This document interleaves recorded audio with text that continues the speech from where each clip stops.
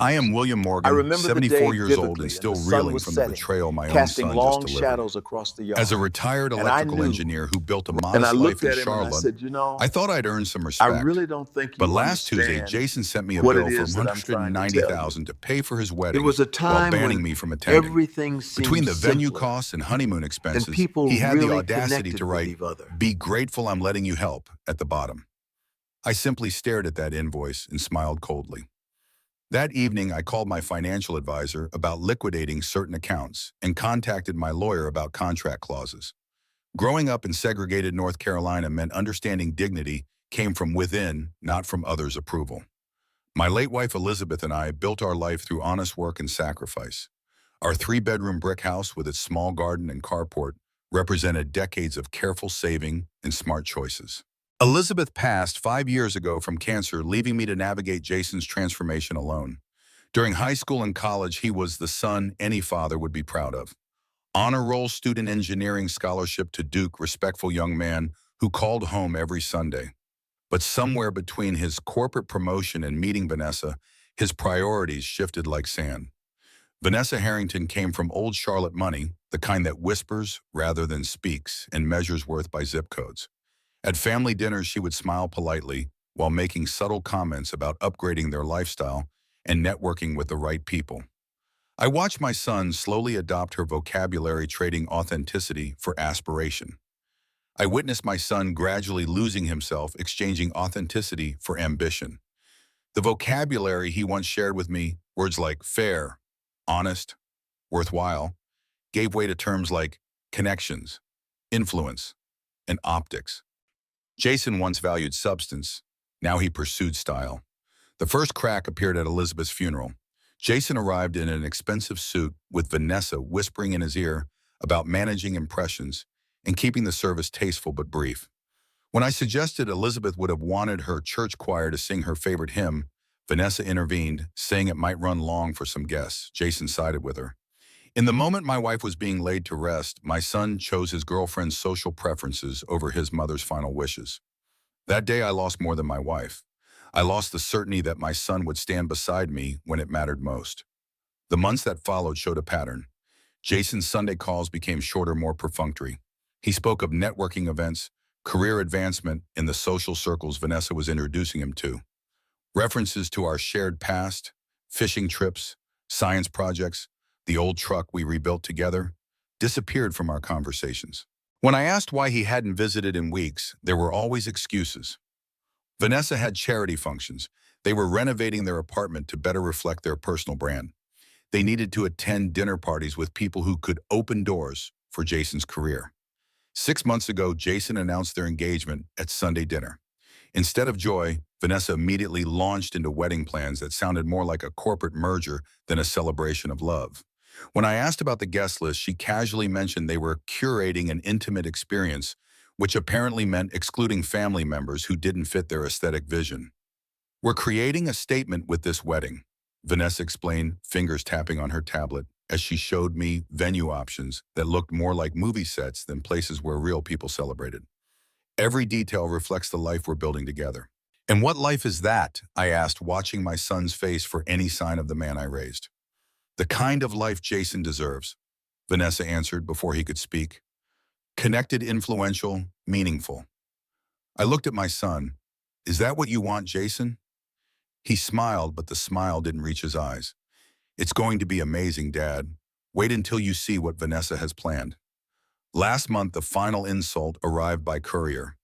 The wedding invitation list somehow omitted my name while including Vanessa's yoga instructor and personal shopper. When I called to ask about the oversight, Jason stammered excuses about limited capacity and complex dynamics before Vanessa took the phone. "William," she said in that voice people use when explaining simple concepts to children, "we need this day to reflect our future, not dwell on the past. You understand, right?"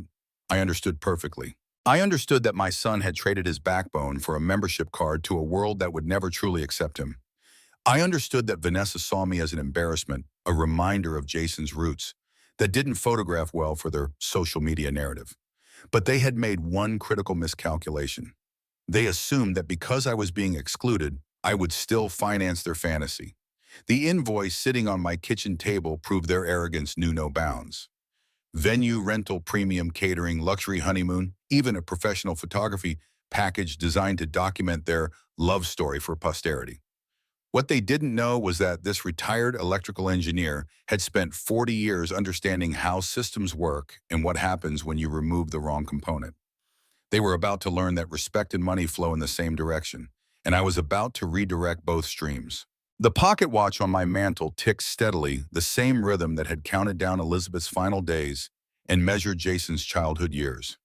Now it would mark the beginning of the most important lesson I would ever teach my son about the difference between love and leverage. That evening, I powered up my laptop and began pulling threads. The first search was simple Harborview Estate. Their website was all marble columns and golden hour photography, the kind of place that charged extra for existing. But buried in their vendor requirements, I found something interesting. They demanded 50% non-refundable deposits and had strict policies about substitutions. Next came Premier Catering. Their gallery showed events that looked like magazine spreads, complete with ice sculptures and servers who probably earned more per hour than I made in a day. What caught my attention was their payment structure: net 30 for corporate clients, but wire transfers 72 hours in advance for private events. Then I searched Platinum Events Photography. Their Instagram feed was a parade of beautiful people at beautiful venues, every shot calculated for maximum social media impact. But it was their VIP wedding package that made me pause: exclusive social media content, professional editing for publication, coordination with lifestyle bloggers. This wasn't just photography, this was image manufacturing. I leaned back in my chair, pieces clicking into place. Jason and Vanessa weren't planning a wedding. They were producing a show complete with script, staging, and an audience carefully selected for their approval ratings. And somehow I was expected to bankroll this performance while being banned from watching it unfold. My phone buzzed, a text from an unknown number.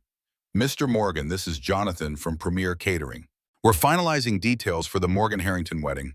Just wanted to confirm your payment schedule since you're listed as the primary contact. Call me when convenient." Primary contact. I stared at those words until they burned into my retinas. Jason hadn't just sent me a bill. He'd made me the financial guarantor for vendors who would come calling when payments ran late. The audacity was breathtaking. I dialed the number. Jonathan picked up on the second ring, his voice carrying the practiced cheer of someone who dealt with wealthy clients daily. "Mr. Morgan, thanks for calling back. We're excited about the Morgan Harrington event. Just need to lock down that payment timeline." "Jonathan," I said, keeping my voice level, "I need to clarify something. I haven't approved any charges. If you need authorization, you'll need it in writing from me personally." Silence, then a careful throat clear. "I'm sorry, I thought the planner said you were handling the account." And the planner assumed incorrectly. "Don't accept any verbal commitments on my behalf. Everything goes through me directly in writing, or it doesn't happen." After I hung up, sat in the gathering dusk, and felt something I hadn't experienced in months: control. For too long, I'd watched Jason drift away, powerless to pull him back. But money, it turned out, was a language everyone understood, including my son. I opened a new browser tab and searched for someone I hadn't spoken to in years: Michael Turner. He'd been Jason's best friend since middle school, the kind of kid who ate dinner at our table more nights than his own. While Jason had moved into the corporate world of law, Michael had chosen photography, building a modest but honest business, shooting real families at real prices. His website was simple, clean, unpretentious. Portrait sessions, small weddings, the occasional corporate gig. Nothing flashy, just good work from someone who remembered that pictures were supposed to capture truth, not manufacture it. I found his phone number and dialed before I could second-guess myself. "Michael Turner Photography." "Michael, it's William Morgan." A pause, then genuine warmth. "Mr. Morgan, how are you? I was thinking about you just last week."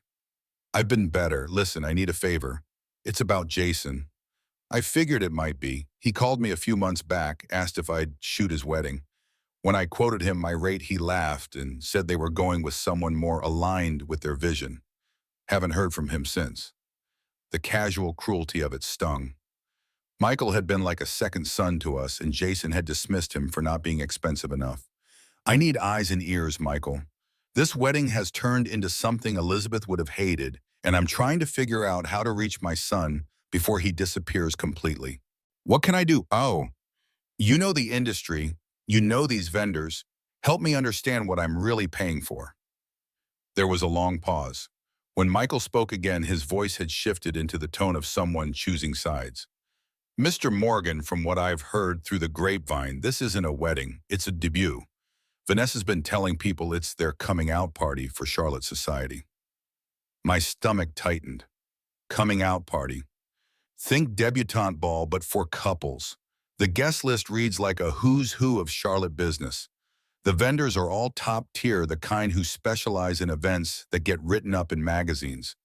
This whole thing is designed to announce that Jason and Vanessa have arrived. Arrived where? Somewhere you apparently don't belong. The words hung in the air like smoke.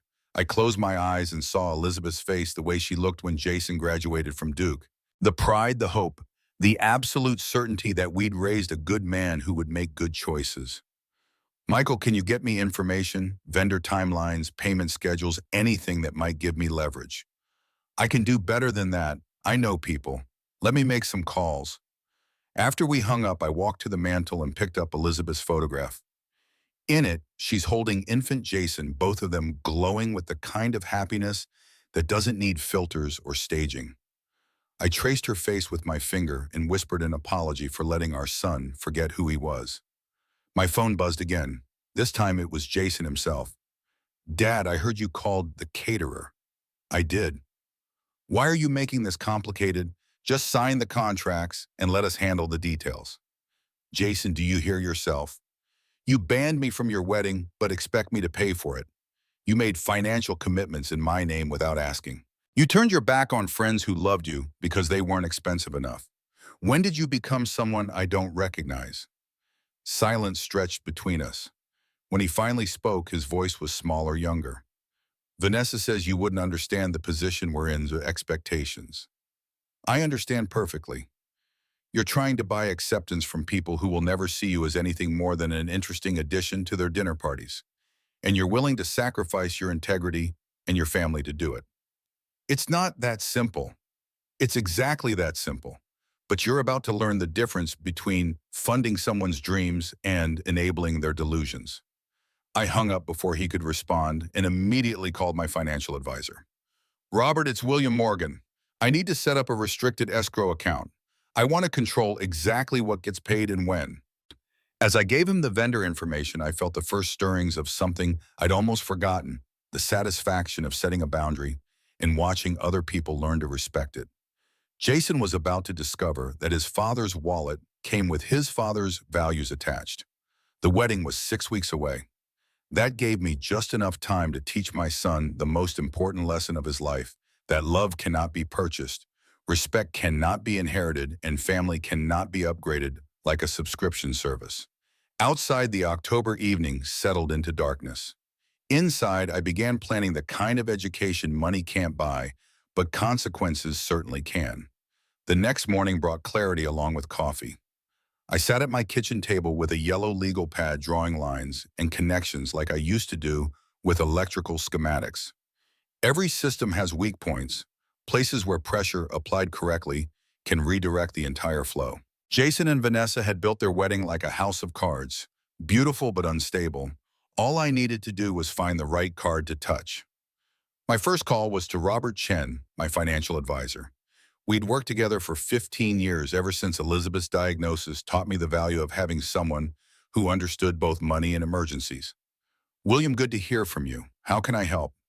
I need to set up an escrow account with very specific restrictions. I want to control vendor payments down to the penny, wedding related. Unfortunately, my son thinks he can spend my money without my permission. I need to show him how contracts actually work. Robert chuckled. I've seen this before. Entitled children assuming their parents' wallets are community property. What kind of restrictions are we talking about? Power basic lighting, food insurance. Nothing decorative, nothing for show. If it doesn't keep people fed and safe, I don't fund it. Smart boundaries. I can have the paperwork ready by this afternoon. You'll have complete control over what gets paid and when. Next, I called Michael back. He left a voicemail overnight with information that made my blood pressure rise. Mr. Morgan, I did some digging. This wedding isn't just expensive. It's being coordinated like a media event. Vanessa hired a publicist to pitch it to lifestyle magazines. They're calling it a modern love story and planning to release photos to social media in a coordinated campaign. A publicist for a wedding. I gripped the phone tighter. What else? The venue has a waiting list 6 months long, but they bumped someone to accommodate Vanessa's family connections. The catering includes a wine pairing that costs more per bottle than most people spend on groceries in a month. And get this, they hired a drone operator for aerial footage. A drone for dramatic shots of the venue and guests. Apparently, Vanessa wants footage that could be used for a documentary someday. I closed my eyes and counted to 10. Elizabeth would have been horrified. She believed weddings were about promising your life to someone in front of the people who loved you. This sounded like a movie premiere. Michael, I need you to do something for me. Can you get inside information on vendor payment schedules? When deposits are due, what happens if payments are late? I can try. Most of these high-end vendors are pretty strict about timelines. Miss a payment window and they'll drop you faster than a hot wire. Good, let them be strict. Strict is honest. After we hung up, I opened my laptop and began drafting what I mentally called my Declaration of Financial Independence. It was a simple document, written in language any lawyer would respect and any judge would enforce. I, William Morgan, hereby establish the following conditions for any financial contributions to the Morgan Harrington wedding. First, all expenditures must be approved by me in writing prior to commitment. Second, my financial participation assumes my presence and participation as father of the groom. Third, no funds will be released for decorative, promotional, or media-related expenses. Fourth violation of these terms immediately voids all financial obligations. I printed 3 copies, signed them all, and put one in my safe.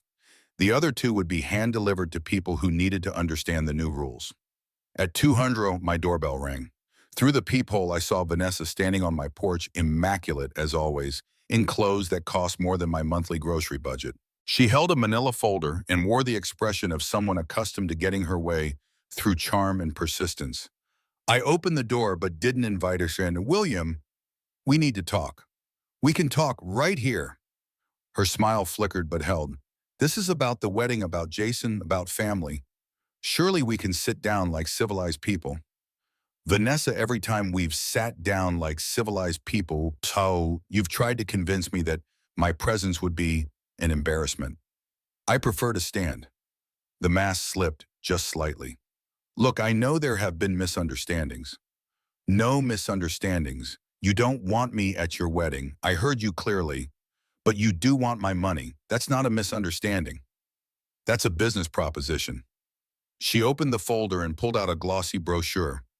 I wanted to show you what we're creating. This isn't just a wedding. It's a celebration of everything Jason has achieved. The venue, the guest list, the photography, it all reflects the life he's built. I glanced at the brochure. Harbor View Estate looked like something from a movie set, all columns and perfectly manicured gardens. The kind of place where real people felt like intruders. Vanessa, let me ask you something. In all these plans, all these photographs and guest lists and media packages, where exactly do you see love? Excuse me. Love, the reason people get married, where is it in your brochure? Her composure cracked a little more. Everything we're doing is about love. We're celebrating our relationship, our future together. You're celebrating your image. There's a difference. You don't understand the position Jason is in now, the people he works with, the opportunities that come from being seen in the right places with the right people. This wedding isn't just about us. It's about his career, his future, and his family. His family will always be important to him.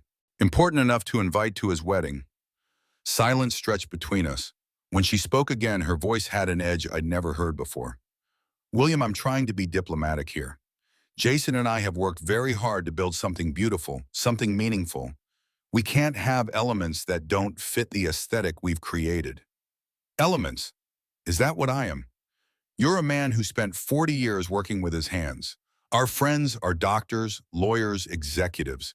They expect a certain level of sophistication. And there it was. the truth she'd been dancing around for 2 years. I wasn't unwelcome because of anything I'd done. I was unwelcome because of who I was, a black man who'd pulled himself up through honest work rather than inherited wealth. Someone whose presence reminded everyone that Jason hadn't always moved in circles where the wine cost more than most people's rent. Vanessa, let me give you some education about sophistication. Sophisticated people don't exclude the man who raised the groom. Sophisticated people don't send bills to people they've banned from events. Sophisticated people understand that love isn't a brand to be managed. Her cheeks flushed. Fine. You want to be stubborn about this? Jason told me you'd be difficult. He said you never understood his ambitions. Did he also tell you about the second mortgage I took to pay for his education, the truck I sold to cover his mother's medical bills, the 60-hour weeks I worked so he could afford to have ambitions? That's in the past. That's what love looks like. Not a photo shoot, not a guest list curated for maximum networking potential. Love is sacrifice without applause. She shoved the brochure back into her folder. I came here to include you to help you understand what we're trying to accomplish. But if you're going to be bitter about choices that don't revolve around you, then maybe it's better that you stay home. Maybe it is. But if I stay home, my money stays home too. Her eyes sharpened. What does that mean? I pulled out my phone and showed her the email from Robert confirming the escrow account setup. It means every vendor on your list now has to get my written approval before they see a dime. It means your publicity campaign doesn't get funded. It means your drone footage gets shot with someone else's money. You can't do that. I just did. Jason put my name on those vendor contracts as the primary financial contact. That gives me legal authority over what gets paid and what doesn't. Vanessa's composure finally shattered completely. You selfish old man. Do you have any idea what you're destroying? The connections we've made, the opportunities this represents. I'm not destroying anything. I'm setting boundaries. If you want to build your social climbing platform, you're welcome to do it. Just don't expect the man you've rejected to bankroll your ambitions. Jason will never forgive you for this. Maybe, but he'll respect me. And right now I'll take respect over forgiveness. She turned and walked back to her car heels, clicking against concrete like a countdown timer. As she drove away, I felt something I hadn't experienced in months, the satisfaction of a boundary clearly drawn and firmly held. My phone rang almost immediately, Jason's voice tight with barely controlled frustration. Dad, what did you say to Vanessa? She's furious. I told her the truth that love doesn't require a publicity campaign. She's trying to do something special for us. She's trying to do something special for her image. There's a difference, though, and the fact that you can't see it worries me more than anything else about this situation. Why are you making this so hard? We invited you to contribute to be part of something beautiful. You invited my wallet. You banned me. If you can't understand why that's a problem, then we have bigger issues than wedding planning. Jason was quiet for a long moment. When he spoke again, his voice was different, smaller. Dad, I'm caught between you and Vanessa. I love you both. Then act like it. Stop treating me like an ATM and start treating me like your father. What do you want from me? I want you to remember who you are, not who Vanessa thinks you should become, but who your mother and I raised you to be. Another silence. I need to think. Good. Thinking is what adults do before they make decisions. After he hung up, I sat at my kitchen table and looked at the copies of my financial declaration. One would go to every vendor on that list. Let them understand that the gravy train had conditions, now real ones with consequences. Michael called back that evening with more intelligence. Mr. Morgan, I talked to someone at Premier Catering. They're nervous about the timeline. Apparently the event is so elaborate they need an extra week of prep, but Harbor View Estate won't give them exclusive access until payment is confirmed. If your escrow holds up their deposit, they might have to scale back the menu. Good. Maybe my son will eat real food instead of architectural presentations. There's something else. The photographer Platinum Events. They're not just shooting the wedding. They're creating content for Vanessa's personal brand launch. Her what? She's planning to use the wedding photos for some kind of lifestyle blog she wants to start. I closed my eyes and felt a headache building. A lifestyle blog called what? Elevated Living or something like that. Vanessa as the hostess with the mostest showing other women how to live with style and grace. The wedding is basically going to be her portfolio. Michael, can you do me a favor? Start documenting this photos conversations evidence of what this wedding has really become. I have a feeling I'm going to need proof that this was never about love. Already on it, Mr. Morgan. And sir, for what it's worth, Mrs. Morgan would be proud of you for standing up for what matters. After we hung up, I walked to the mantel and picked up Elizabeth's picture. In the soft evening light, her smile looked almost knowing, as if she'd seen this day coming and trusted me to handle it right. I'm trying, baby, I whispered to the photograph. I'm trying to save our boy from becoming someone we wouldn't recognize. Outside, Charlotte settled into evening darkness. Inside, I prepared for the kind of fight that happens when love refuses to be bought and respect demands to be earned. The wedding was 5 weeks away, and every day Jason delayed in choosing between his father's values and Vanessa's ambitions, the more expensive his education was going to become. The war began on a Wednesday morning with coordinated attacks from multiple fronts. First came the phone call from Jason, his voice carrying the carefully rehearsed tone of someone who'd been coached. Dad, I've been thinking about our conversation. Maybe we can find some middle ground here. I poured my coffee and settled into the kitchen chair. I'm listening. What if we scaled back some of the extras, maybe skip the drone footage, reduce the floral arrangements, but we really need the full catering package and the photography. These are investments in our future. Jason, when did food become an investment? When did taking pictures become a business strategy? You don't understand the world I work in now. Image matters. The people who can advance my career will be at this wedding. First impressions count for everything. And what impression do you want to make that you're a man who borrows money he can't repay to impress people who don't really know him? Silence. Then a defensive edge crept into his voice. I can repay it. My promotion comes through next month and Vanessa's getting a raise. We have it handled. What promotion? What raise, Jason? You're counting chickens that might never hatch. Dad just signed the papers. Please, for me, for Mom's memory, for our family. The mention of Elizabeth hit like a slap. Don't you dare bring your mother into this. Elizabeth would be horrified by what you're doing. She believed in living within your means and treating people with respect, not excluding family members who don't fit your new image. Mom would want me to be successful. Mom would want you to be decent. There's a difference. An hour later, Vanessa arrived unannounced. This time, she didn't bother with pleasantries. William, we need to resolve the situation immediately. Vendors are calling with questions about payment schedules. This is becoming embarrassing. For who? For all of us. Do you want people thinking Jason's family can't afford to support his wedding? I want people thinking Jason's family has principles. If that embarrasses you, examine your values, not my bank account. She pulled out her phone and showed me a screen full of text messages. Look at this. The florist, the photographer, the venue coordinator. Everyone wants confirmation. You're creating chaos. I read the messages over her shoulder. Professional politeness barely masking growing anxiety. Payment confirmations requested. Timeline concerns expressed. The careful language of vendors who smell trouble but can't afford to lose clients. Vanessa, this isn't chaos. This is accountability. Every business runs on cash flow, and every vendor should know who's actually authorizing their checks. But you are authorizing them. The contracts have your name. My name was put on contracts I never signed. Big difference. Her composure cracked slightly. What exactly do you want? Money, more control? A bigger role in the planning? I want my son back, the one who called me every Sunday, who remembered my birthday, who didn't treat his father like an embarrassing secret. William, you're being dramatic. Nothing has changed between you and Jason. Everything has changed. He used to value my opinion. Now he avoids my calls. He used to bring girlfriends to meet me. He hid you for 6 months.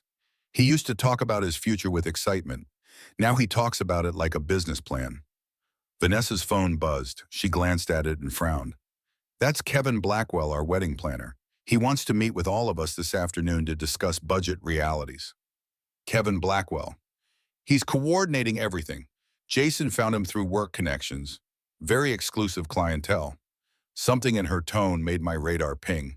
How exclusive? He only takes referrals, very discreet, very professional. He's handled weddings for some of Charlotte's most prominent families. After Vanessa left, I called Michael immediately. I need you to research someone named Kevin Blackwell. Wedding planner, exclusive clientele, works by referral only. On it. Give me an hour. Michael called back with information that made my blood run cold. Mr. Morgan, Kevin Blackwell isn't just a wedding planner.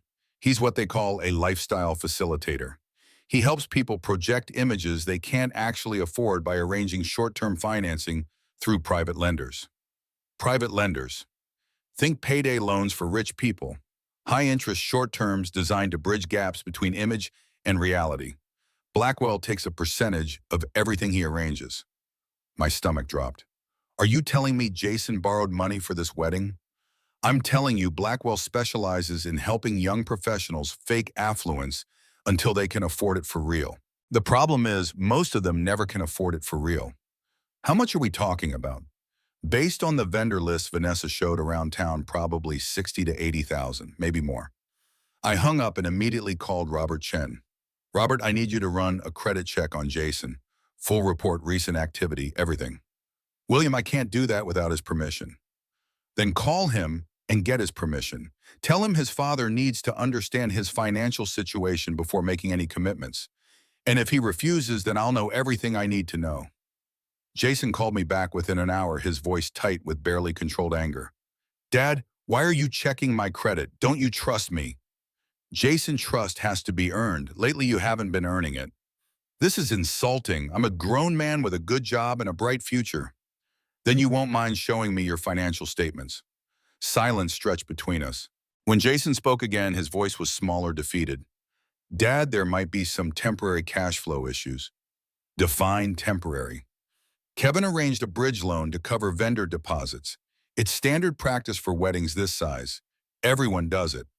How much? $75,000. The number hit me like a physical blow. Jason, that's more than some people make in a year. It's an investment in our future. Vanessa's family expects a certain standard. And what happens if your promotion doesn't come through? What happens if Vanessa's raise gets delayed? What happens if the economy takes a downturn and you're stuck with debt you can't service? Dad, you're catastrophizing. Everything will work out. Famous last words of every person who ever went bankrupt. That afternoon, Kevin Blackwell himself called to arrange a meeting. His voice carried the smooth confidence of someone who specialized in making expensive problems disappear. Mr. Morgan, I understand there's been some confusion about vendor authorizations. I'd like to sit down and walk you through our payment structure. I'll meet with you, but I'm bringing my financial advisor. Of course, transparency is essential in these arrangements. We met at Blackwell's office in Charlotte's financial district. Everything about the space screamed expensive discretion, leather furniture, mahogany paneling, abstract art that probably cost more than my car. Blackwell himself was exactly what I'd expected, well-dressed, well-spoken, and completely comfortable with other people's money. Mr. Morgan, thank you for coming. I wanted to assure you that your son's financing is completely above board. We specialize in helping young professionals bridge the gap between current income and future earning potential. At what interest rate? Blackwell's smile never wavered. Our rates are competitive for the specialized services we provide. That's not an answer. Robert leaned forward. Mr. Blackwell, what's the annual percentage rate on Jason's loan? 18%. I nearly choked. 18%. Are you kidding me? Mr. Morgan, this is a short-term facility, 6 months maximum. When Jason's promotion comes through, he'll refinance through traditional channels. And if his promotion doesn't come through, Blackwell's smile flickered slightly. We're very confident in Jason's prospects. But if you're wrong, then what? Then we work out payment arrangements that protect everyone's interest. Robert and I exchanged glances. We both knew what that meant. Legal action, asset seizure, credit destruction, all the things that happen when young people confuse dreams with guarantees. Mr. Blackwell, I want to see the loan documents.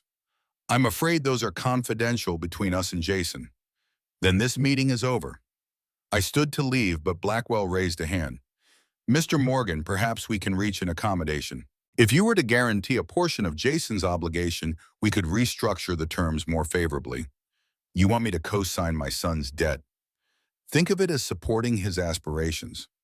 I think of it as enabling his delusions. Robert and I walked out without another word. That evening, the vendor calls began in earnest. Premier Catering wanted payment confirmation. Harbor View Estate needed deposit verification. Platinum Events Photography required contract clarification. Each caller was polite but firm. Money needed to flow or services would stop. I gave each of them the same message. Submit your invoices to my escrow account. If I approve the charges, you'll be paid within 24 hours. If I don't approve them, find another funding source. By Friday, the pressure was building. Vanessa called twice. Jason called 3 times, and Kevin Blackwell left 2 voicemails. Each conversation followed the same pattern: pleading, reasoning, bargaining, and finally threats. Dad, you're sabotaging my wedding. I'm teaching you about consequences. Vanessa's parents are asking questions. Her father wants to know if we can handle our financial obligations. Can you, Becken? Must. We can with your help. That's not the same thing as being able to handle them. Friday evening, Michael called with disturbing news. Mr. Morgan, I talked to someone at Harbor View Estate. They're getting nervous about the Morgan Harrington wedding. Payments are behind schedule, and they're starting to make contingency plans. What kind of contingency plans? They have other events waiting for that date. If payments don't clear by next Wednesday, they might offer the slot to someone else. Good. Let them offer it to someone else. Maybe Jason will learn that real life operates on real deadlines. Saturday morning brought the most desperate call yet. Jason's voice breaking with stress. Dad, please, I'm begging you, just this once, help me out. I swear I'll pay you back. Jason, I've helped you out your entire life. College tuition, car payments, apartment deposits, medical bills, when you didn't have insurance. When has it ever been just this once? This is different. How? Because if you don't help me now, I'll lose everything. Vanessa, the wedding, my reputation at work. Everything. Maybe losing everything isn't the worst thing that could happen to you. Maybe it's the only thing that will teach you who you really are. The silence that followed was profound. When Jason spoke again, his voice was barely a whisper. I never thought my own father would abandon me. I'm not abandoning you. I'm refusing to rescue you from choices you made without consulting me. There's a difference. What am I supposed to do? Be honest with Vanessa about your financial situation. Scale back your wedding to something you can actually afford. Stop trying to impress people who don't care about you enough to accept you as you are. And if Vanessa leaves, then you'll know she was never the right woman for you. After that call, I sat in my kitchen and stared at Elizabeth's photograph for a long time. Tough love is the hardest kind to give because it requires you to watch someone you love suffer consequences you could prevent. But preventing those consequences would mean enabling the behavior that created them in the first place. The phone rang again. This time it was Kevin Blackwell, and his smooth confidence had developed some rough edges. Mr. Morgan, we need to discuss Jason's situation immediately. Vendors are threatening to withdraw from the event. Then Jason needs to make some decisions. With respect, sir, you're forcing those decisions through financial pressure. That's not fair to the young couple. Mr. Blackwell, you loaned my son money he can't repay for a wedding he can't afford to impress people who don't really know him. Don't lecture me about fairness. We're trying to help Jason achieve his dreams. You're helping him buy a fantasy with borrowed money. When reality comes due, you'll be long gone with your fees and he'll be left with the debt. Mr. Morgan, perhaps we could arrange a payment plan that works for everyone. Here's my payment plan. Jason cancels the loan scales, back the wedding, and learns to live within his means. You find another victim. I hung up and immediately called my lawyer. Tom, I need you to draft a letter stating that I have no financial responsibility for any debts incurred by my son without my written authorization. William, what's going on? My son is learning the difference between what he wants and what he can afford. I want to make sure his education doesn't become my obligation. The war was escalating and battle lines were being drawn. On one side stood Jason, Vanessa, and Kevin Blackwell, committed to a vision of success that required borrowed money and excluded inconvenient family members. On the other side stood me, armed with nothing but principles and the financial discipline to enforce them. The wedding was 4 weeks away, and something had to give. I just hoped that when it did, my son would land on solid ground instead of the house of cards he'd been building. Monday morning arrived with the kind of phone call that tells you a situation has moved from complicated to critical. Kevin Blackwell's voice had lost all pretense of smooth professionalism. Mr. Morgan, we have a serious problem. Harbor View Estate is threatening to cancel the venue reservation unless they receive full payment by Wednesday. That's 48 hours. Then you better figure out where to find 48,000. Sir, with respect, this affects your son's reputation as much as his finances. When word gets out that the Morgan Harrington wedding was canceled for non-payment, it will follow Jason for years. I set down my coffee cup carefully. Mr. Blackwell, are you threatening me? I'm explaining consequences. Charlotte's social circles are smaller than you might think. People talk. Let them talk. Maybe they'll mention that Jason tried to live beyond his means and his father refused to enable the fantasy. Mr. Morgan, I've worked with dozens of families in similar situations. There's always a way to work things out that preserves everyone's dignity. Whose dignity are we preserving? Yours, Vanessa's, because Jason lost his dignity the moment he borrowed money he couldn't repay to impress people who don't actually care about him. Blackwell's voice hardened. I'm trying to help your son here. No, you're trying to protect your commission. Big difference. I hung up and immediately called Michael. How fast can you get to Harbor View Estate? 20 minutes. Why? I want eyes on the ground. If they're really preparing to cancel, there will be signed staff meetings, alternative booking calls, that kind of thing. On my way. An hour later, Michael called back with confirmation. Mr. Morgan, it's real. The events coordinator was on the phone with another client when I walked past her office. I heard her say the October 28th slot might be opening up due to payment issues. Good. Let Jason learn what contracts actually mean. At noon, Vanessa called in full panic mode. William Kevin says you're refusing to guarantee the venue payment. Do you understand what this means? It means actions have consequences. It means social suicide. Do you know who's supposed to be at this wedding? Partners from Jason's firm? Clients Vanessa's been cultivating? People who can make or break careers. If we have to send cancellation notices, we'll be laughing stocks. Vanessa, let me ask you something. If these people are really Jason's friends and colleagues, wouldn't they understand financial constraints? Wouldn't they respect him for making responsible choices? That's not how the world works. That's not how your world works. There's a difference. Her voice cracked slightly. William, you're destroying everything we've built. What you've built is a house of cards. I'm just refusing to hold it up with borrowed money. Jason will never forgive you. Maybe, but he'll survive, and maybe he'll even thank me someday. Tuesday brought the confrontation I'd been both dreading and anticipating. Jason called and asked to meet at Meridian Park, the place where Elizabeth and I used to take him to feed ducks when he was small. The irony wasn't lost on either of us. He was already there when I arrived, sitting on the same bench where Elizabeth used to read him stories. He looked older than his 32 years, worn down by stress and impossible choices. Dad, we need to fix this. I sat beside him but didn't speak immediately. Sometimes silence creates space for truth. Kevin says the venue is gone unless we pay by tomorrow. Vanessa's been crying for 2 days. Her mother called this morning asking if we need financial help, which was humiliating beyond description. What did you tell her? That we had it handled. But we don't, do we? We don't have anything handled. Dad, when did you stop telling me the truth? He looked at the pond where ducks moved in lazy circles. When I started being ashamed of it. Ashamed of what? Of needing help, of not being as successful as I pretended to be, of dating a woman whose family has more money than mine ever will. And you thought borrowing money would solve that? I thought it would buy me time to catch up. Catch up to what? An image, a lifestyle, Jason, you're chasing, something that doesn't exist. We sat in silence for several minutes. When Jason spoke again, his voice was barely audible. I love her, Dad. I know you don't understand why, but I do. I understand loving someone. What I don't understand is sacrificing yourself to make them happy. She's not asking me to sacrifice myself, isn't she? She asked you to exclude your father from your wedding. She asked you to borrow money you can't repay.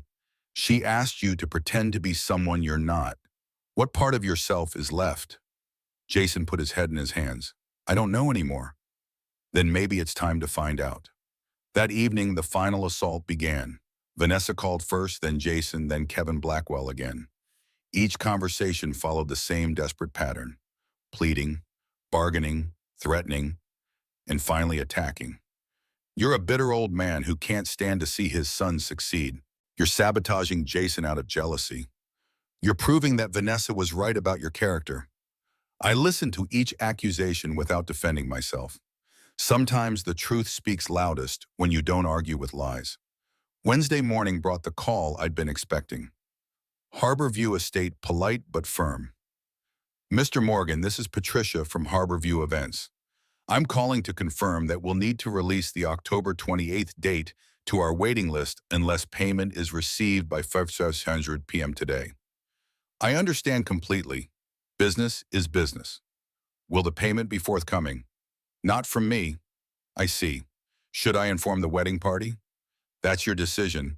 My son made financial commitments without securing funding. The consequences belong to him. At 3 p.m., Jason called sobbing. Dad, they canceled the venue. Vanessa's locked herself in the bedroom and won't come out. Her parents are driving down from Richmond. This is a disaster. Jason, this isn't a disaster. This is reality arriving right on schedule. How can you be so calm about this? Because I've been expecting it. You can't build dreams on borrowed money and expect them to stand. What am I supposed to do now? Make different choices, better choices. Like what? Cancel the loan before the interest destroys your credit. Plan a wedding you can actually afford. Marry Vanessa if you love her, not because she comes with a social network. And if she won't marry you without the big wedding, then you'll know what she really loved about the relationship. Thursday brought news I hadn't anticipated. Michael called with information that changed the entire dynamic. Mr. Morgan, I found something interesting. Vanessa's been meeting with a real estate agent. For what? Condos, expensive ones, downtown high-rises with city views. Apparently she's been looking at places that cost twice what Jason makes in a year. My stomach dropped. Are you sure? I have photos of her going into Pinnacle Properties yesterday. My cousin works there as a loan officer. Vanessa's been pre-approved for a mortgage that assumes a household income of $300,000 a year. Jason doesn't make anywhere near that. No, but Jason plus a wealthy father-in-law might. The pieces clicked into place with sickening clarity. Vanessa hadn't just been planning a wedding. She'd been planning a lifestyle upgrade funded by my money. The wedding was never about love. It was a down payment on a future I was expected to subsidize. I called Jason immediately. Son, we need to talk in person right now. Dad, I can't deal with another lecture about financial responsibility. This isn't about financial responsibility. This is about Vanessa's real plans for your marriage. Something in my voice must have convinced him because he agreed to come over immediately. When Jason arrived, I showed him the photos Michael had taken. Vanessa walking into Pinnacle Properties. Vanessa shaking hands with a real estate agent. Vanessa looking at condos that cost more than most people's houses. I don't understand, Jason said, but his voice suggested he was beginning to. Your fiancée has been shopping for a lifestyle she expects me to fund. The wedding isn't the end of her financial expectations. It's the beginning. Jason stared at the photos for a long time. When he looked up, his eyes held a pain I'd never seen before. You think she's been planning in this from the beginning? I think Vanessa saw a successful young man with family money and made strategic choices accordingly. That's a horrible thing to say about someone. It's a horrible thing to do to someone. Jason stood and walked to the window looking out at the small garden Elizabeth had planted, and I still maintained. When he turned around, his face showed the kind of exhaustion that comes from carrying weight you finally realize isn't yours. Dad, what if you're right? What if everything I thought was real was just manipulation? Then you'll have learned one of life's most important lessons before it was too late to apply it. And if I'm wrong, then Vanessa will prove me wrong by standing by you even when the money runs out. Friday brought the test neither of us wanted, but both of us needed. Jason called Vanessa and told her the truth. The venue was canceled. The loan was being canceled. The wedding would have to be scaled back dramatically or postponed indefinitely. According to Jason, Vanessa's response was swift and revealing. She didn't ask how I was handling the stress. She didn't offer to help figure out alternatives. Her first question was whether your escrow account could still be accessed for a smaller venue. And when I said no, she said maybe we should postpone everything until we could do it right. By which she meant expensive. I told her that if she loved me, the size of the wedding shouldn't matter if she wanted to be my wife. We could get married at City Hall with 2 witnesses and it would be just as meaningful. And she said that showed I didn't understand what marriage represents in terms of social positioning. The final blow came Saturday morning. Jason arrived at my house carrying a manila envelope and looking like someone who'd been awake all night making hard decisions. "Dad, I need you to see something." Inside the envelope were the original seating charts for the canceled wedding. Jason had found them in Vanessa's desk while looking for vendor contact information. I'd seen guest lists before, but this one was different. It wasn't just names and table assignments. It was a strategic networking diagram. Table 1, Vanessa's parents and their country club friends. Table 2, partners from Jason's law firm and their wives. Table 3, local business leaders Vanessa wanted to cultivate. Each table had been carefully curated for maximum social and professional benefit. Table 7 marked family obligations, had exactly 4 seats Jason's aunt and uncle from Durham, a cousin he barely knew, and in small print at the bottom, a note that made my blood freeze. Father seat TBD pending contribution resolution. Even at their own wedding, Vanessa had treated my presence as contingent on my financial compliance. "Jason," I said quietly, "look at table 7. When he saw it, his face went through a series of expressions: confusion, recognition, and finally a kind of devastated clarity. "She was never going to let you come unless you paid, was she?" "Apparently not." "Dad, I'm so sorry. I'm so incredibly sorry." "Don't apologize to me. Apologize to yourself for accepting this treatment." Jason folded the seating chart carefully and put it back in the envelope. When he looked at me again, I saw something I hadn't seen in 2 years. My son, the real one, without the mask Vanessa had helped him create. "Dad, what do I do now?" "You decide who you want to be, with or without Vanessa, with or without the debt, with or without the image she's been selling you. It's going to hurt. Growing up always does, but the alternative is staying a child forever. And children can't sustain marriages." Jason left that afternoon to have what he called the most important conversation of my life with Vanessa. I didn't hear from him for 3 days. When he finally called, his voice sounded different, lighter somehow, despite everything that had fallen apart. "Dad, Vanessa and I are taking a break. She's moving back to Richmond to think things through. The wedding is officially postponed indefinitely." "How are you feeling about that?" "Relieved, scared, grateful, like I can breathe again for the first time in months. And the debt, Kevin's restructuring it into a personal loan with more reasonable terms. It'll take me 2 years to pay off, but I'll manage it without putting anyone else at risk." "Jason, I'm proud of you. For what? Making a mess of everything. For cleaning up the mess before it became permanent." The tension that had been building for months finally began to release.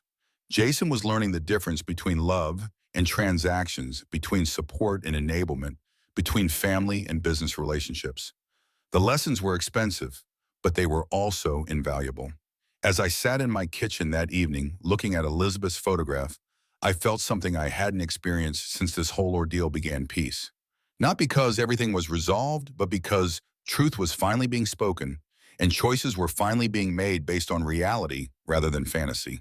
The wedding might have been canceled, but my son was coming back to himself, and that was worth more than any event Vanessa could have planned. The calm after Jason's decision to postpone the wedding lasted exactly 48 hours. Then Michael called with information that turned my relief into something much darker. "Mr. Morgan, you need to know something about Vanessa. That LLC that mentioned it, I got access to the business filings. Harrington Lifestyle Enterprises filed 6 months ago, right after the engagement announcement." I set down my morning coffee. "What kind of business?" "On paper, it's a lifestyle consulting company, but the financial activity tells a different story. Large deposits from unknown sources, payments to high-end retailers, transfers that don't match any legitimate business model." "Michael, speak plainly. What are you telling me?" "I think Vanessa's been running money through this company to hide purchases from Jason, expensive ones. Jewelry, furniture, designer clothes all paid for by Harrington Lifestyle Enterprises. The implications hit me like a physical blow. Vanessa hadn't just been planning an expensive wedding. She'd been funding an expensive life hidden from the man she claimed to love. How much money are we talking about? Based on what I can see in public records, at least 40,000 in the past 6 months. Maybe more. Where's that money coming from? That's what I can't figure out. The deposits are irregular, different amounts, different timing. It's not salary, not family money, something else. I hung up and immediately called my lawyer, Tom Harrison. Tom, I need you to run a business check on Harrington Lifestyle Enterprises. Full corporate filing, ownership structure, financial activity, if you can access it legally. William, what's going on? Last week you were worried about wedding debt. Now you're investigating corporations. I'm starting to think the wedding debt was just the tip of a very large iceberg. Tom called back 3 hours later with information that made me question everything I thought I knew about Vanessa. William Harrington Lifestyle Enterprises is registered as a sole proprietorship under Vanessa Harrington's Social Security number. But the interesting part is the registered address, which is a mailbox service in South Charlotte professional address, rental, the kind people use when they don't want their real address on public documents. What does that suggest to you? That whatever Vanessa's doing with this company, she doesn't want it easily traced back to her personal life. That afternoon, I made a decision that felt both necessary and intrusive. I called Jason and asked him to come over for a conversation that would change everything. Dad, you sounded urgent on the phone. What's wrong? I showed him the corporate filing documents Tom had obtained. Vanessa's name, the mysterious address, the business classification as lifestyle consulting. Jason, did you know Vanessa started a company 6 months ago? His face went blank. What company? Harrington Lifestyle Enterprises. She filed it right after your engagement. Jason stared at the papers like they were written in a foreign language. Dad, Vanessa doesn't have a company. She works for the nonprofit. That's her only job. According to these records, she's been running a business that's processed at least 40,000 into transactions since January. That's impossible. I handle our joint finances. I would know if she had that kind of money moving around. Joint finances. We opened a joint savings account for wedding expenses. I put in my bonus money. She contributes from her salary. Everything's been transparent. I felt a chill that had nothing to do with the October weather. Jason, when's the last time you actually looked at your joint account statements? I don't know. Vanessa handles the day-to-day monitoring. She's better with details. Get online, check the account right now. Jason pulled out his phone and logged into his banking app. I watched his face change as he scrolled through transaction history. Dad, there are withdrawals here I don't recognize. Large ones. 5,000 in August, 8,000 in September, all authorized by Vanessa. For what? The descriptions just say wedding expenses, but I never authorized transfers this large. Jason, how much money was supposed to be in that account? 25,000, my bonus plus Vanessa's contributions over 6 months. Jason's hands shook slightly as he checked the current balance. Dad, there's only 3,000 left. The silence in my kitchen was profound. Outside, ordinary life continued. Cars passed, dogs barked, neighbors went about their business. Inside, my son was discovering that the woman he planned to marry had been systematically draining their shared resources for purposes she'd never disclosed. Jason, I think we need to understand where that money went. This has to be a mistake. Vanessa she couldn't. Some people do things we never think they're capable of when they want something badly enough. Jason spent the next hour on the phone with his bank requesting detailed transaction records. What he learned painted a picture of financial deception that went far beyond wedding planning. Dad, the money went to cash withdrawals and wire transfers. The withdrawals happened at ATMs all over Charlotte. The wire transfers went to Harrington Lifestyle Enterprises. Vanessa was transferring your joint money to her private business account. But why? What was she buying that she couldn't tell me about? Before I could answer, my phone rang. It was Michael, and his voice carried an excitement that suggested he'd found something significant. Mr. Morgan, I know where Vanessa's money went. A friend of mine works at Cartier downtown. Vanessa's been a regular customer for months. Jewelry, watches, designer accessories, always paying cash. How much? My friend estimates at least $30,000 since spring, all purchased under the name Harrington Lifestyle Enterprises for what Vanessa called business development purposes. I looked at Jason, who had gone pale, listening to my side of the conversation. Michael, and anything else? Yeah, Vanessa's also been shopping at designer furniture stores, not wedding registry stuff. High-end pieces for what she told salespeople was her consulting office. Another 15,000 minimum. When I hung up, Jason was staring at his phone screen like it might offer some explanation that made sense. Dad, Vanessa's been lying to me for months, maybe longer. Everything about our finances, about her business, about what she's been doing with our money. Jason, I'm sorry. I know this is painful. I feel like an idiot. How did I not see this? Because you trusted someone you loved. That's not idiocy. That's faith. Vanessa chose to betray that faith. Just then, my phone rang again. This time, it was a number I didn't recognize, but the voice was familiar. Kevin Blackwell, and he sounded desperate. Mr. Morgan, we have a serious situation. Several vendors are threatening legal action over unpaid deposits. That's Jason's problem, not mine. Sir, your name is on the vendor contracts as the financial guarantor. Legally, you may be liable for outstanding debts.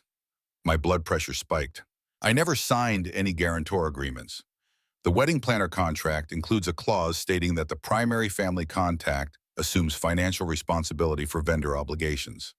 I looked at Jason, who was listening to my side of the conversation with growing alarm.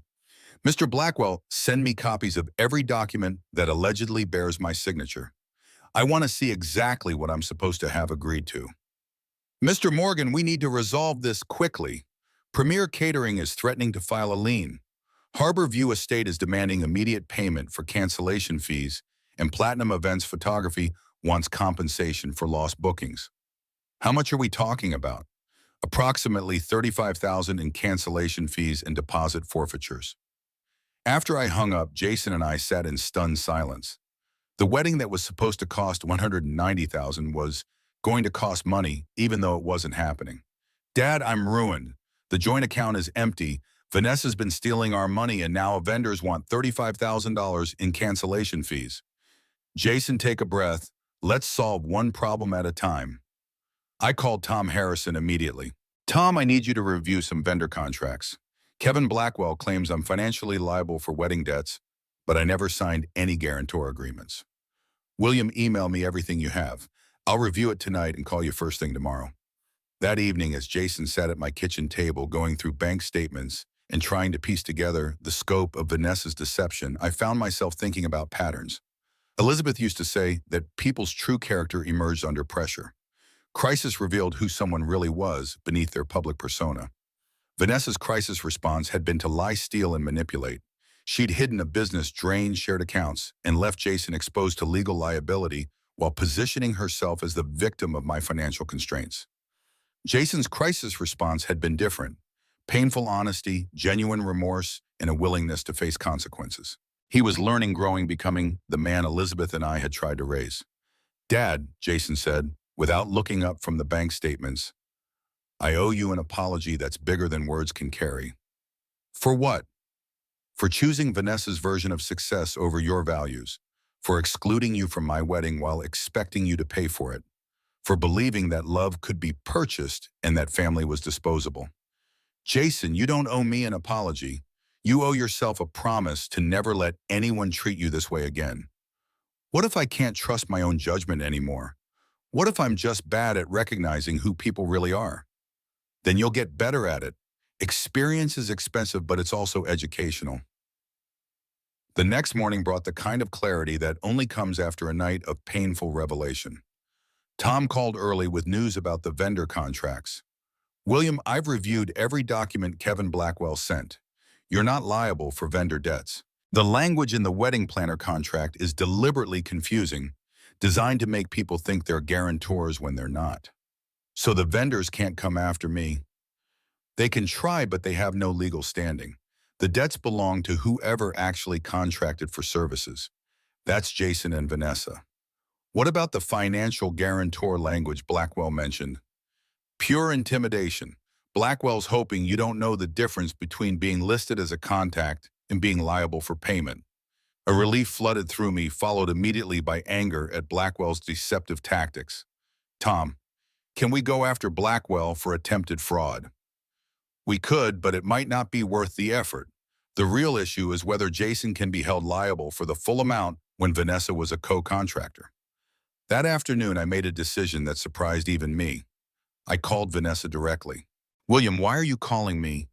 Because my son deserves to know who he was planning to marry. I don't know what you mean. Harrington Lifestyle Enterprises, $30,000 in undisclosed jewelry purchases, $22,000 transferred from Jason's joint account without his knowledge. Should I continue? The silence stretched so long, I thought she might have hung up. Vanessa, are you there? How did you find out about that? Does it matter? What matters is that you've been living a double life funded by money you stole from the man who trusted you. I didn't steal anything. That money was for our future together. Jewelry and designer furniture were for your future together. You wouldn't understand. Image matters in my world. I was showing Jason what success looks like. The conversation ended there because I realized I was talking to someone who lived in a completely different moral universe. Vanessa genuinely believed that deception in service of image was not only acceptable but necessary. That evening, Jason made a decision that marked his transition from victim to survivor. Dad, I'm calling Kevin Blackwell tomorrow to cancel the remaining vendor contracts and negotiate payment plans for legitimate cancellation fees. I'm closing the joint account Vanessa had access to, and I'm filing a police report about the unauthorized transfers. Are you sure about the police report? I'm sure about wanting this to end cleanly. Vanessa needs to face consequences, and I need to stop enabling her choices. Jason, I'm proud of you. Don't be proud yet. I've got 2 years of debt to pay off and a lot of rebuilding to do, but at least now I'm building on solid ground. The revelations had cascaded exactly as they needed to. Vanessa's house of lies had collapsed, Jason's eyes had been opened, and the vendor threats had been revealed as empty intimidation. What remained was the hard work of rebuilding a life based on truth instead of fantasy. As I sat in my kitchen that night looking at Elizabeth's photograph, I felt a satisfaction that had nothing to do with being right and everything to do with watching my son choose integrity over image. The lessons had been expensive, but they were worth every penny. 3 weeks after Vanessa's financial deceptions came to light, I received a call that changed everything again. It was Jason, and his voice carried a mixture of exhaustion and determination I'd never heard before. Dad, Vanessa's back from Richmond. She wants to go through with the wedding. I set down my morning paper. What wedding? You canceled everything. She says she's secured new funding. Her parents agreed to cover the costs if we scale back to something more manageable. She's booked a smaller venue for this Saturday. And you said, I said I needed to think about it, Dad. She's acting like none of the financial stuff happened. Like we can just pretend the lies and the hidden accounts were some kind of misunderstanding. What do you want to do? I want to see who she really is when the pressure's on. If she's changed or if she's just better at hiding things. Jason, that's a dangerous game. Maybe, but I need to know for sure before I can move on with my life. That afternoon, Vanessa called me directly.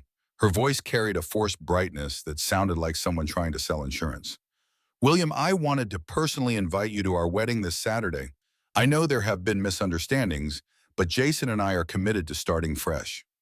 What wedding? I thought everything was canceled.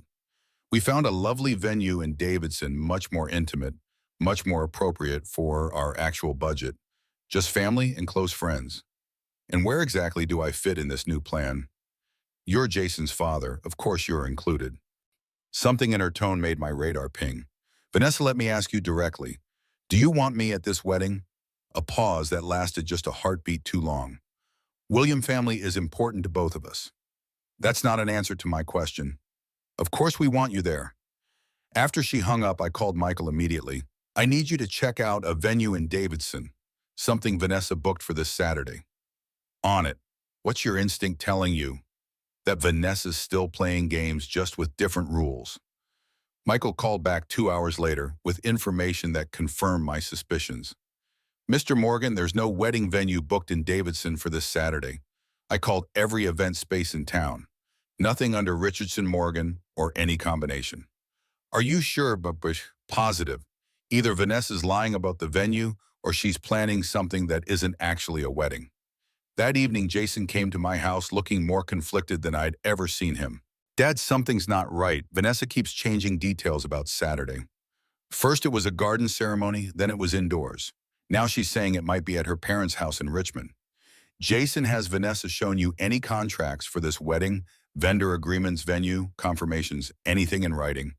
She says her parents are handling everything directly with vendors. She doesn't want me to worry about details. Son, that should worry you more, not less. Friday evening brought the call I'd been dreading. Vanessa, and this time the mask was completely off. William, there's been a change of plans for tomorrow. What kind of change? We've decided to have a private ceremony. Just Jason and me, my parents and the officiant. Very intimate, very meaningful. And Jason knows about this? He's fine with it. He understands that after everything that's happened, we need to focus on what's really important, which is our commitment to each other without outside distractions. Outside distractions, is that what you call his father? William, you've made your feelings about our relationship very clear. We don't want any negativity on our special day. I hung up and immediately called Jason. He answered on the first ring. Dad, Vanessa just told me you can't make it tomorrow because you're not feeling well. That's interesting because Vanessa just told me you decided you wanted a private ceremony without family. The silence that followed was profound. Jason, are you there? She lied to both of us. Yes, she did. Dad, what should I do? Whatever you do it with your eyes open. Saturday morning, I made a decision that felt both risky and necessary. I drove to Davidson to find whatever Vanessa had actually planned. If there was a wedding, I was going to attend. If there wasn't, I was going to find out what game she was really playing. The venue turned out to be Riverside Gardens, a small event space I hadn't thought to check because it was technically in Cornelius, not Davidson. I found it by following a trail of white balloons and Vanessa's social media posts. I parked across the street and watched through my car window as vendors arrived. A small catering truck, a florist van, a photographer who definitely wasn't the expensive Platinum Events crew Vanessa had originally hired. This was a budget wedding thrown together at the last minute. At 10:30, I saw Jason arrive looking like a man walking to his execution. He stood in the parking lot for 5 full minutes before finally going inside. I waited another 10 minutes, then made my choice. I walked across the street and through the front door of Riverside Gardens like I belonged there. The space was simple but nice. White chairs arranged in short rows, basic floral arrangements. A small arch where vows would presumably be exchanged. Maybe 40 people, total none of whom I recognized, except for Vanessa's parents. Vanessa stood near the entrance greeting guests wearing a white dress that was beautiful but clearly not the designer gown she'd originally planned. When she saw me, her face went through a series of expressions: surprise, anger, calculation, and finally forced politeness. William, what a lovely surprise. I thought you weren't feeling well. I'm feeling fine. Looking forward to celebrating my son's wedding. I'm not sure we have a seat for you. The guest list was finalized based on your regrets. Then I'll stand.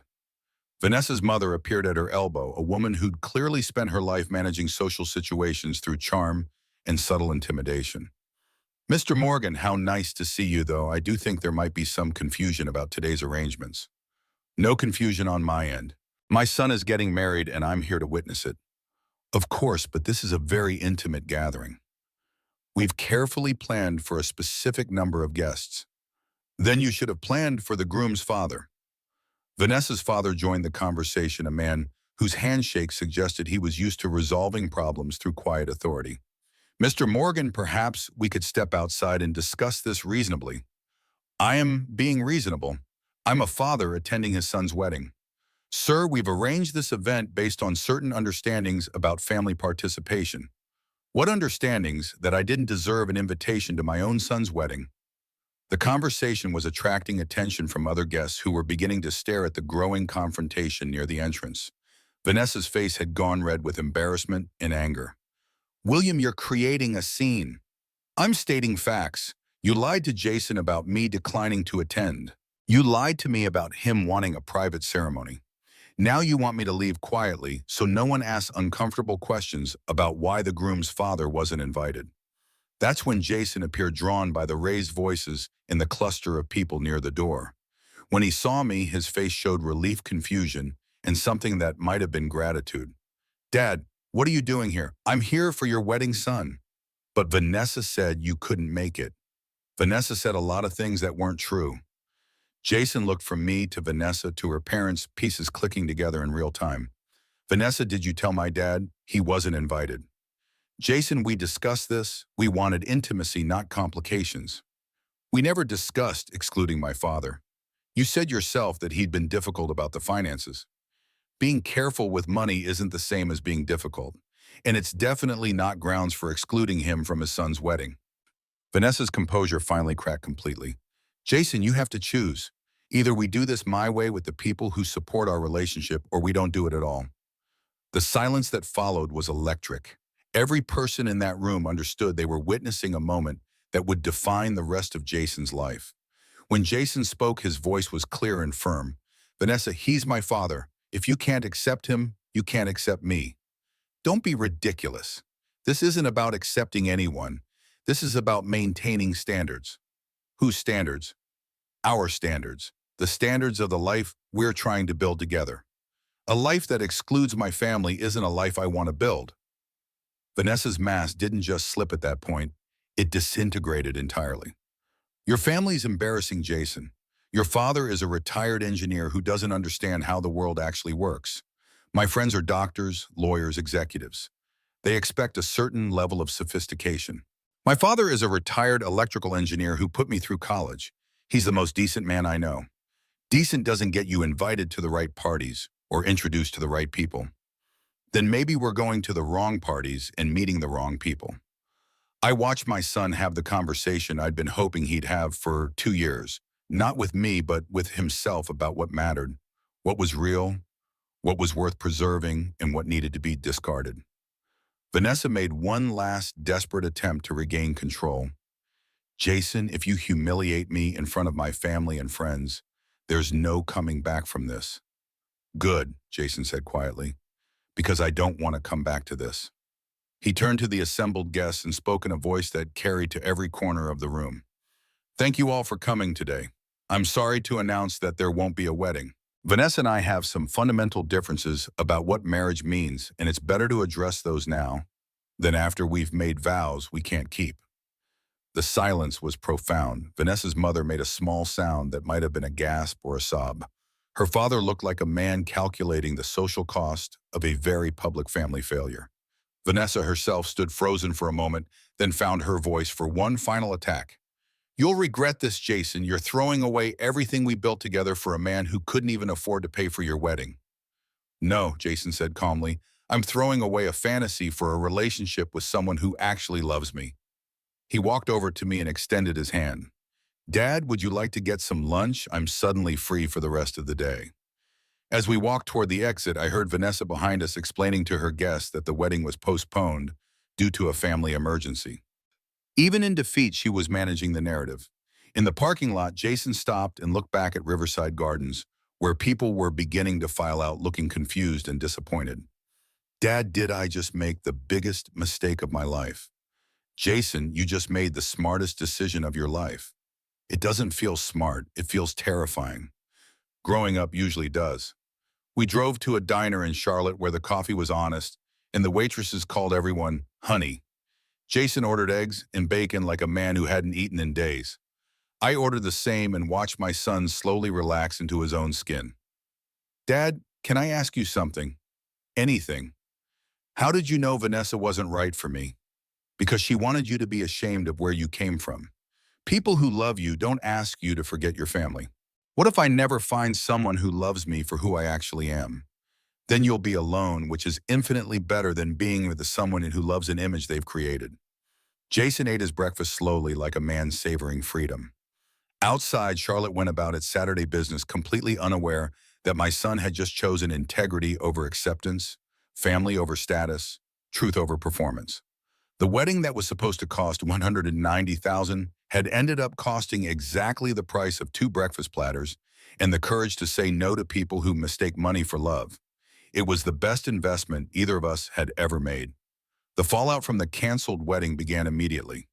By Sunday morning, my phone was ringing with calls from people I'd never met who somehow had opinions about my son's personal life. Vanessa's social media had exploded with cryptic posts about family interference and toxic relationships, painting herself as the victim of circumstances beyond her control. Jason spent that Sunday at my house, helping me work in Elizabeth's garden while we processed what had happened. His hands moved automatically through familiar tasks, pulling weeds and deadheading flowers while his mind worked through 2 years of decisions he was finally questioning.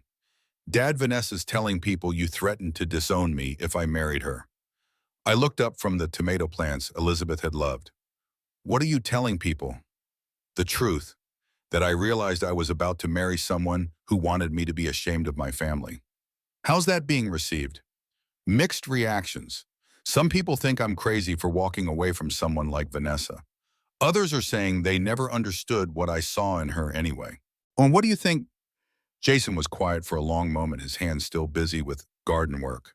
I think I spent 2 years trying to become someone I thought was better than who I actually am, and I nearly lost myself in the process. Monday brought news that shifted the entire narrative. Michael called with information that put Vanessa's recent behavior in a new and troubling context. Mr. Morgan, I found out why Vanessa was so desperate to go through with some kind of wedding ceremony yesterday. Tell me. She'd already sold the exclusive story to Charlotte Lifestyle magazine, from modest beginnings to high society birth, a modern love story. The article was supposed to run this month with photos from the wedding. I sat down heavily. She was going to monetize their marriage. Gets worse. The magazine paid her a $5,000 advance, which explains some of the money that disappeared from the business account.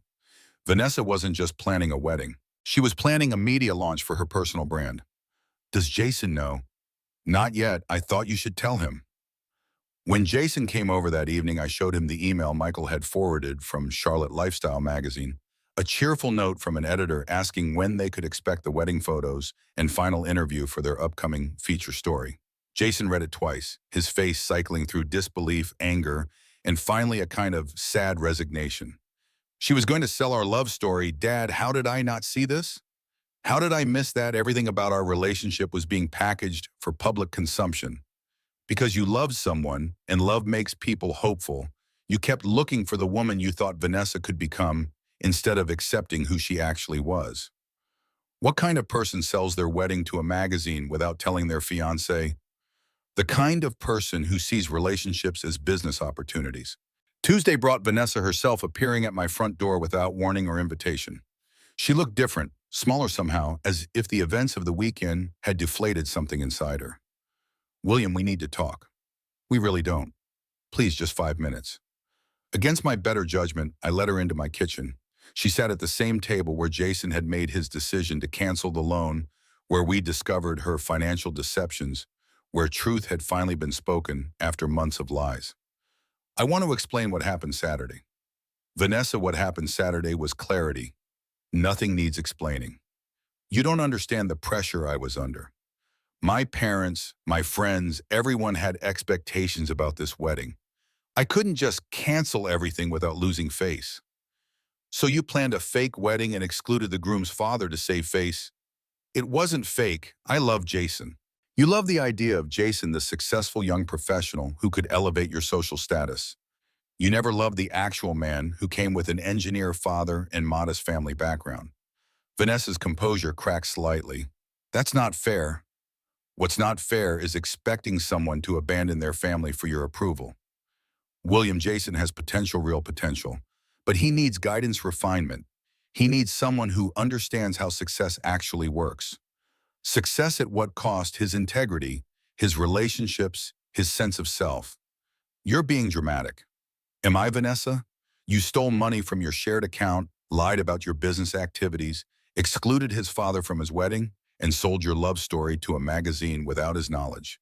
If that's what success looks like, Jason is better off failing.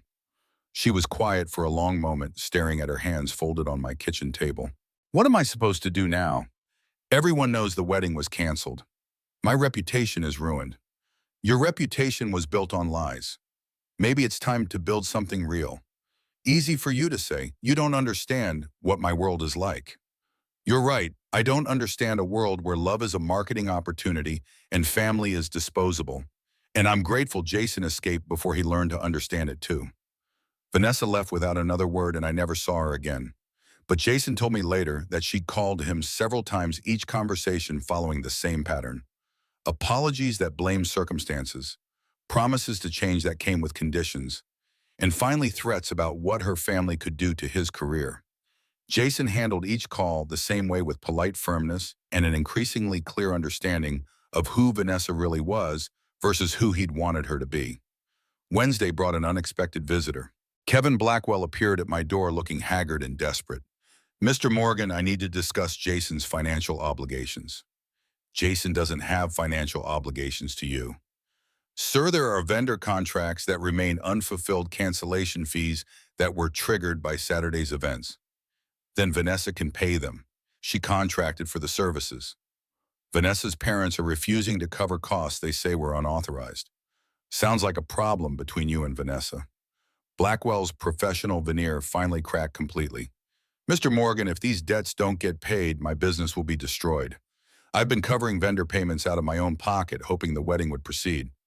"Mr. Blackwell, you built a business model on enabling people to live beyond their means. Now you're learning what happens when reality arrives." "I was trying to help young couples achieve their dreams. You were helping them purchase fantasies with borrowed money. There's a difference." Blackwell left, looking like a man who'd finally understood that other people's dreams don't pay your bills when they wake up. Thursday evening, Jason and I had the conversation I'd been hoping for since this whole ordeal began. Not about Vanessa, not about money, not about weddings, but about what kind of man he wanted to be going forward. "Dad, I've been thinking about what you said about choosing who I want to be, and I want to be someone Mom would be proud of. Someone who treats people with dignity, who keeps his word, who doesn't pretend to be more than he is." "You already are that person. You just forgot for a while." "How do I make sure I don't forget again?" "By remembering that the people who love you don't want you to change. They want you to be the best version of yourself." Friday brought closure from an unexpected source.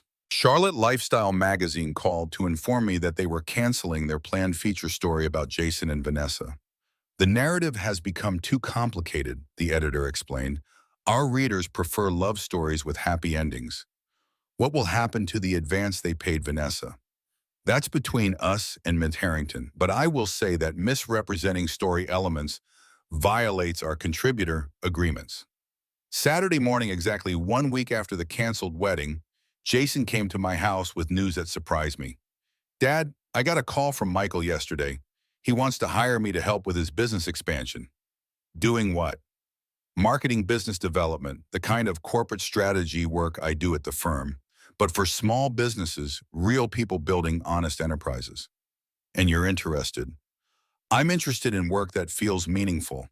Michael's building something real, helping families preserve memories instead of manufacturing images." "What about your job at the law firm?" "I'll keep it for now, do consulting work on weekends." "But Dad, I want to build something I can be proud of without having to pretend I'm someone else." That afternoon, we drove to Elizabeth's grave together. It was the first time Jason had visited since the funeral, and I watched him kneel beside the headstone with tears in his eyes. "Mom, I'm sorry I lost my way for a while. I forgot what you and Dad taught me about what matters." I knelt beside him. "She knows, son, and she's proud of the choice you made." We sat there for a while in comfortable silence, father and son reconnected by shared loss and renewed understanding.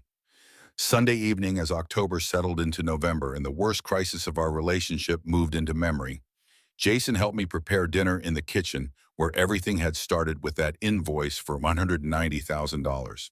"Dad, can I ask you something?" "Always." "Do you think I'll ever find someone who loves me for who I actually am?"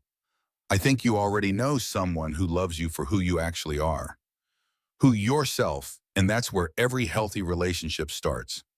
As we cooked together, sharing stories and jokes, I felt Elizabeth's presence in a way I hadn't since she died, not as sadness or loss, but as completion. We'd raised a good man who'd temporarily lost his way, but found his path back to the values that mattered. The wedding that was supposed to cost $190,000 had ended up costing something much more valuable and much more affordable the illusions that were keeping Jason from becoming himself, and that, as Elizabeth would have said, was money well spent.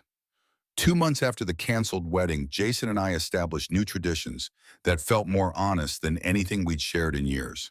Sunday dinners became sacred time, just the two of us in my kitchen, cooking recipes Elizabeth had taught us and talking about everything except what we'd lost. Jason had returned the engagement ring to the jeweler where Vanessa had originally selected it. The store manager, surprisingly sympathetic to the situation, had refunded 60% of the purchase price despite their no-return policy.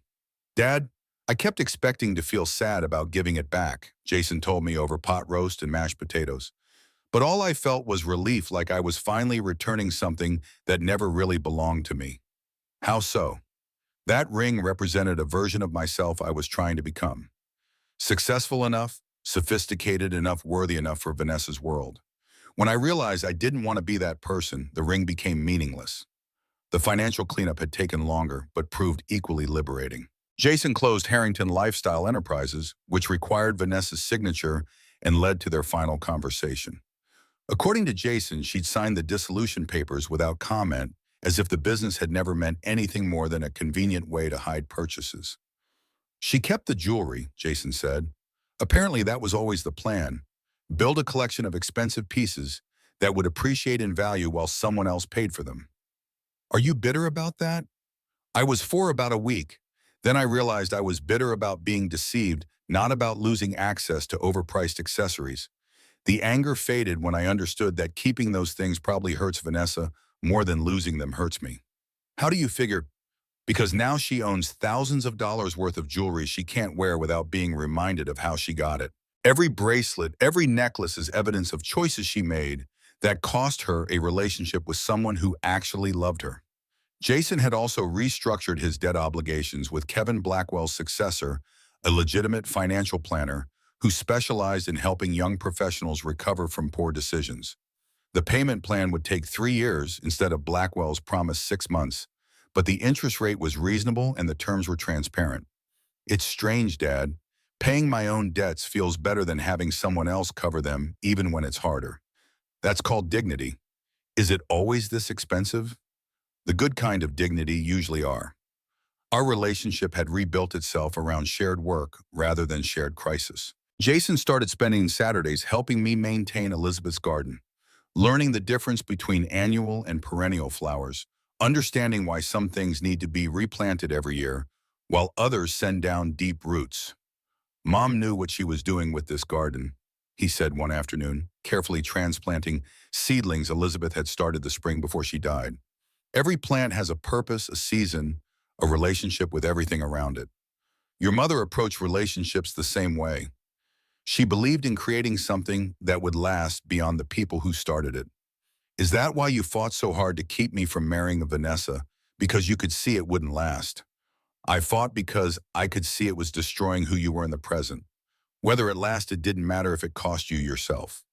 The community response to the canceled wedding had surprised us both. People Jason thought were friends had disappeared when the expensive parties stopped. But neighbors we barely knew had reached out with support, understanding, and invitations to simpler gatherings where authenticity mattered more than image.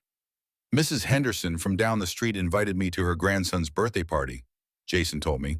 When I asked why, she said, "Because you seem like someone who'd actually enjoy watching a 5-year-old blow out candles." And did you? More than I enjoyed any of Vanessa's networking events. There's something beautiful about celebration that doesn't require documentation. Jason had also reconnected with friends Vanessa had subtly discouraged him from seeing. Michael, of course, but also college roommates who worked as teachers and social workers, people whose lives weren't designed for Instagram, but who remembered Jason's birthday and called when they were worried about him. "Dad, I think I confused success with performance for so long that I forgot what accomplishment actually feels like." "What does it feel like? Quieter, more personal, like something you carry inside instead of something you display for others?" As winter settled over, Charlotte, Jason made a decision that surprised even me. He applied for a position with a nonprofit organization that provided financial literacy education to families in underserved communities. "It's a pay cut," he admitted, "but it's work that matters. Teaching people to avoid the kind of debt traps I fell into, helping families make decisions based on their values instead of their aspirations. Elizabeth would be proud. I hope so. I want to build something she would recognize as worthwhile. And the final piece of closure came in December when Vanessa sent Jason a letter. Not an email or a text, but a handwritten note on expensive stationery that probably cost more than most people spent on lunch. Jason showed it to me not because he needed advice about how to respond, but because transparency had become important to him. Dear Jason, it read, I've had time to think about what happened between us, and I want you to know that I understand your perspective. I may have lost sight of what was truly important in my desire to create something beautiful for both of us. I hope you find happiness with someone who appreciates the life you want to build. With respect, Vanessa. What do you think? Jason asked. I think it's a well-written non-apology that takes responsibility for nothing while sounding gracious. That's what I thought too. Should I respond, do you want to? No, and that tells me everything I need to know about how I've healed. On Christmas morning, Jason and I cooked breakfast together in my kitchen while snow fell outside the windows. We'd invited Michael and his girlfriend along with Mrs. Henderson and her grandson, creating the kind of celebration Elizabeth would have loved, simple, genuine, focused on gratitude rather than spectacle. Dad, Jason said as we set the table with Elizabeth's everyday dishes instead of the fine china Vanessa would have insisted on, can I tell you something I've learned? Always. Real love doesn't need a costume or a spotlight. It doesn't require approval from strangers or validation from social media. When you chose authenticity over applause, you chose the man Mom raised over the image Vanessa crafted. Sometimes the greatest gift you can give someone is the courage to disappoint the wrong people. A father's job isn't to fund his child's fantasies. It's to model what integrity looks like when the lights go dim and the cameras stop rolling. I looked at my son, really looked at him, and saw someone Elizabeth would recognize. Not perfect, not without scars, but honest in a way that made everything else possible. Jason, your mother would say that's the best Christmas present she could have asked for. What's that? Watching her son choose love over leverage, substance over show, family over fashion. As our guest arrived and the house filled with laughter that didn't need to be performed for anyone, I understood that the most expensive education Jason had ever received was also the most valuable. He'd learned the difference between what costs money and what costs nothing, between what impresses people and what actually matters, between love that comes with conditions and love that comes with commitments. The wedding that never happened had taught us both something no ceremony could have provided, that the best relationships are built on truth, sustained by respect, and celebrated by people who love you exactly as you are, exactly where you come from, exactly as you choose to be. And that, as Elizabeth would have said, is worth more than all the jewelry in Charlotte.